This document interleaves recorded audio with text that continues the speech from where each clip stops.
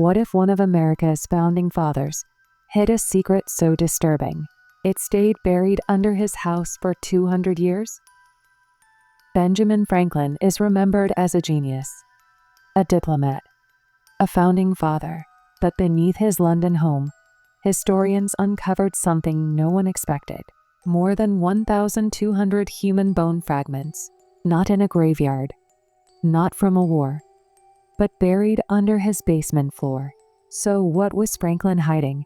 In 1998, archaeologists excavating Franklin's former residence in London discovered bones belonging to at least 15 individuals, men, women, and children. Many showed signs of surgical cuts.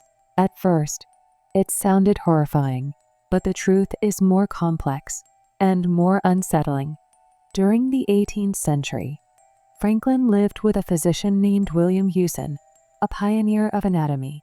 At the time, medical schools were banned from using legal cadavers, so doctors turned to secret dissections, often using bodies obtained through grave robbing. Dissections were illegal. Public outrage was real, and discovery could ruin lives. So when the work was done, the evidence had to disappear. The basement became a hiding place. There is no evidence Franklin murdered anyone, no proof of violence.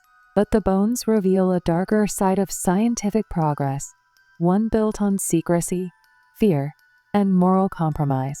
The man who helped shape American liberty also lived above an underground anatomy lab. History isn't always clean. Sometimes, progress leaves bones behind. History hides its darkest truths, where no one thinks to look. Share your thoughts below and join the discussion with Myth Verdict. If you lived in Franklin's time, would you support secret science or expose it?